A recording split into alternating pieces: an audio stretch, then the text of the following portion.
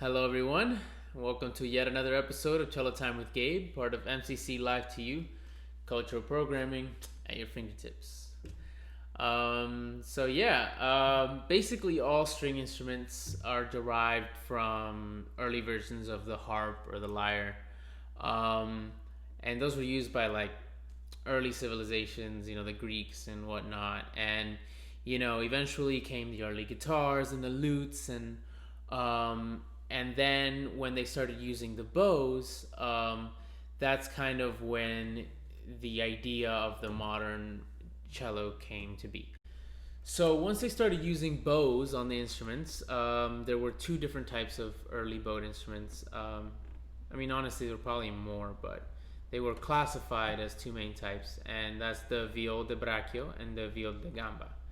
And I talked a little bit in the first episode about the viol family, and I'll touch on that lineage in a sec. But basically, they were just characterized by how they were held. De braccio meaning with your arm, and de gamba with your legs. And the viol de gamba, a lot of people believe is the earlier version of the cello because it looks a lot like a cello. And many enthusiasts still play them today for Baroque music. And they don't have an end pin. They're literally just held up by the player's calves. And the bow is wider and it doesn't loosen or tighten really. The players will hold it kind of like this, and that'll allow, I'm not going to touch the hair right now on my bow, but they can touch the hair and kind of play with the tension on the bow and how they bow that.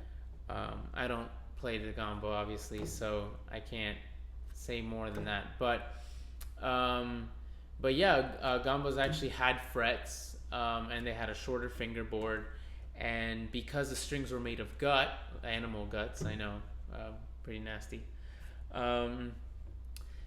They had a lot less tension, and therefore the notes were different. It was a little lower pitch, but it was around 1750 when cello actually got like a standard size and a standard tuning.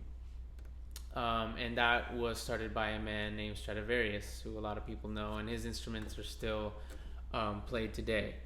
And I say 1750, but the piece I'm going to play, it's probably the most famous cello piece of all time.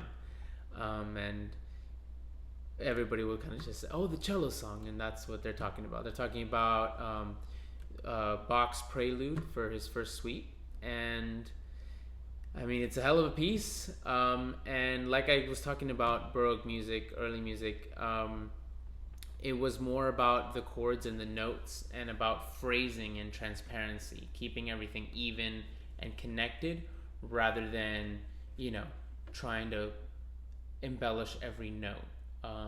And this piece, kind of the music does the talking for you. It was actually one of the first unaccompanied solo cello pieces.